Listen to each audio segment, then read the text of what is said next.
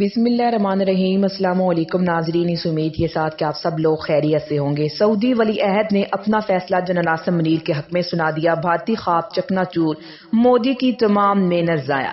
کپتان نے سعودی عرب میں بھی کیل ٹھونک دیا، جادو بول اٹھا۔ ویڈیو کی تفصیل میں جانے سے پہلے آپ ہمارے چینل کو سبسکرائب کریں، ویڈیو کو لائک کریں اور کامنٹس باکس میں اپنے قیمتی رائے ضرور رکھا کریں۔ ناظرین، اس وقت پاکستان کی معیشت بدحالی کی اس نہج پر جا چکی ہے جہاں پر معاشی دیوالیہ پن، اللہ نہ کرے یہ کوئی خوشی کی خبر نہیں کہ پاکستان کی معیشت چند قدم دور ہے دیوالیہ ہونے سے۔ خبر یہ ہے کہ پاکستان کے اسٹیٹ بینک کے جو ریزروز ہیں وہ اس وقت 6.7 بلین ڈالرز پر جا چکے ہیں، یعنی کہ ایک مہینے سے بھی کم کا جو وقت ہے جو امپورٹ سپیڈز ہیں صرف ان کو ہی ہم لوگ کور کر سکتے ہیں۔ اس کے بعد پاکستان کیا کرے گا؟ بلکہ ایک مہینہ بھی ناظرین بہت زیادہ ہے، اس سے پہلے ہی ہمارے ہاتھ کھڑے ہو جائیں گے۔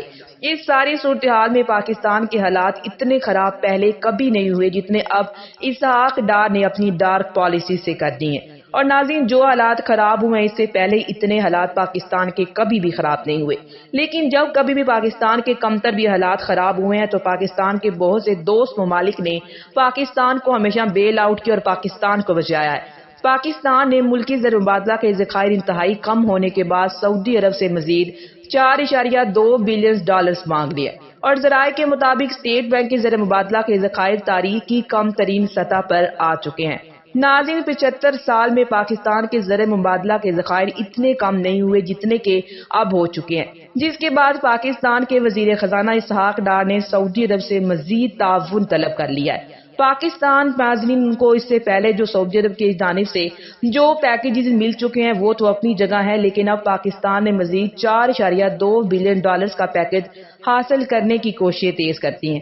اور ناظرین، ذرائع کا کہنا ہے کہ اس سارے معاملے میں پاکستان نے 3 ارب ڈالرز زر مبادلہ کے ذخائر بہتر بنانے کے لیے استعمال کرنے ہیں، اور سعودی عرب سے دیگر پیمنٹس پر مزید 1.2 ارب ڈالر کا تیل اور یوریا کھاد بھی حاصل کی جائے گی۔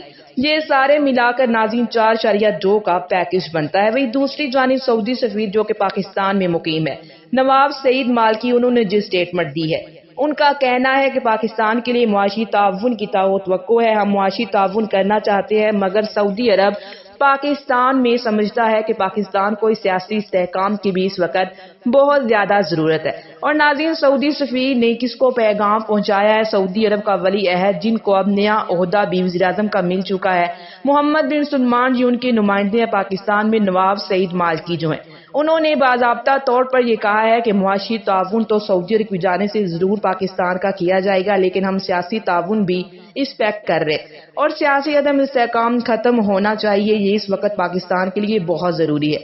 اسلام آباد میں ناظرین میڈیا سے گفتگو کرتے ہوئے سعودی سفیر کا کہنا ہے کہ سعودی عرب نے اسٹیٹ بینک پاکستان میں کھلوائے 3 ارب ڈالرز کے ڈپازٹ بھی 3 ماہ کی توسیع کر دی گئی اور معاشی مشکلات سے نکالنے کے لیے پاکستان کو مزید تعاون کی بھی توقع ہے۔ اور ناظرین، سعودی عرب سمجھتا ہے کہ پاکستان میں معاشی استحکام کی بے حد ضرورت ہے۔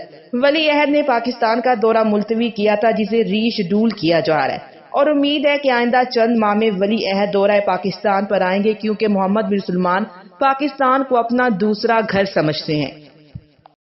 لیکن ناظرین، سعودی عرب سے پاکستان کے ملٹری تعلقات بھی گہرے ہیں، اور پاکستان کے تمام آرمی چیفز کو جو پروٹوکول سعودی عرب دیتا ہے، جو عزت سعودی عرب دیتا ہے، اس کی مثال ہی نہیں ملتی۔ کیونکہ جب سابقہ آرمی چیف جنرل قمروید باجوہ صاحب بھی سعودی عرب کے دورے پر گئے تھے تو ان کو سعودی عرب نے سب سے بڑے اپنے ملک کے اعزاز سے نوازا تھا، اور جنرل قمروید باجوہ کو سعودی عرب کی جانب سے کنگ عبدالعزیز میڈل، جو کہ آرڈر آف کنگ عبدالعزیز ناظرین، وہ دیا گیا تھا۔ یہ سعودی عرب کی تاریخ کا سب سے بڑا ایوارڈ ہے، اور 1976 میں ایک مرتبہ پاکستان کے ایک سینیٹر تھے، ان کو یہ ایوارڈ دیا گیا تھا، جو کہ سعودی عرب کا سب سے بڑا اعزاز ہے۔ اس کے بعد ناظرین یہ صرف اور صرف پاکستان کی ملٹری کے جو لوگ ہیں انہیں دیا گیا ہے۔ جنرل پرویز مشرف راحیل شریف جو کہ پاکستان کے چیف آف جنرل سٹاف تھے، اور 1987 میں طارق مجید جو کہ joint chief of staff committee تھے، اور پھر ناظرین پاکستان نیوی کے جو سربراہ محمد ذکاء اللہ، انہیں سعودی عرب کی جانب سے یہ ایوارڈ دیا گیا تھا۔ لیکن اس کے ساتھ ہی سہیل امان جو کہ ایئر فورس کے چیف تھے، انہیں بھی اس ایوارڈ سے نوازا گیا تھا۔ ناظرین 5 مہینے قبل یہ بہت بڑا اعزاز جنرل قمروید باجوہ کو دیا گیا تھا۔ سعودی عرب کے ہمیشہ سے ہماری ملٹری لیڈرشپ کے ساتھ بڑے اچھے اور گہرے تعلقات رہے ہیں، اور اب نئے army chief general Asim Munir کے دورہ سعودی عرب کے حوالے سے بھی خبریں سامنے آنا شروع ہو چکی ہیں۔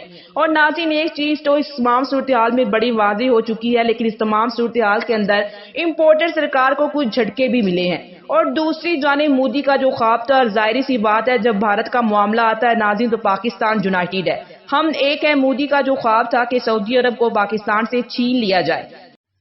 ناظرین، اگرچہ بھارت بہت بڑا خریدار ہے سعودی آئل کا، لیکن جہاں تک پاک سعودی ملٹری ریلیشن شپ کی بات ہے اس کے حوالے سے بھارت کافی پریشان رہتا ہے، اور مودی نے کافی اس کے حوالے سے محنت بھی کی ہے اور ان تعلقات کو خراب کرنے کی بھرپور کوشش کی ہے۔ تاریخ میں پہلی بار بھارتی آرمی چیف سعودی عرب گیا، مشترکہ مشقیں ہوئی، سعودی فورسز انڈیا گئی اور انڈین فورسز نے پہلی بار سعودی عرب کی سرزمین پر قدم رکھا، اور یہاں تک کہا گیا کہ سعودی عرب میں پاک فوج دستے امپورٹر مقامات کی حفاظت کر رہے ہیں، ان کی جگہ پر بھارتی دستوں کو دے دی جائے گی اور جو مسلم سولجر ہیں انہیں دے دی جائے گی۔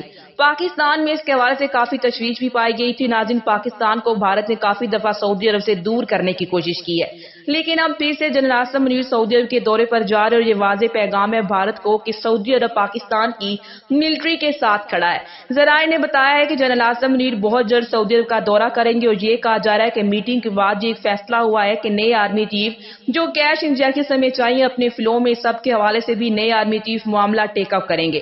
اور ناظرین، جنرل عاصم منیر کا دورہ، اس سے اچھی خبریں بھی آئیں گی پاکستان کو اس تمام صورتحال کے اندر اس کی ضرورت بھی ہے، کیونکہ پاکستان کے حکمرانوں کی توجہ تو صرف اور صرف عمران خان پر مرکوز ہے کہ انہیں کس طرح سے سیاست سے آؤٹ کرنا ہے۔ دوسری جانب سعودی سفیر نے جو پیغام دیا ہے سیاسی استحکام کے حوالے سے، اور ناظرین سیاسی استحکام کیسے آئے گا؟ عمران خان پہلے دن سے سیاسی استحکام کے حوالے سے بات کرتے ہوئے آئے ہیں۔ اس پورے اگر سینیریو کو دیکھا جائے تو اس تمام صورتحال کے اندر عمران خان کا پلڑا بھاری ہے، اور عمران خان کا پہلے دن سے یہی مطالبہ ہے کہ صاف اور شفاف الیکشن کا جلد سے جلد ملک میں انعقاد کر دیا جائے۔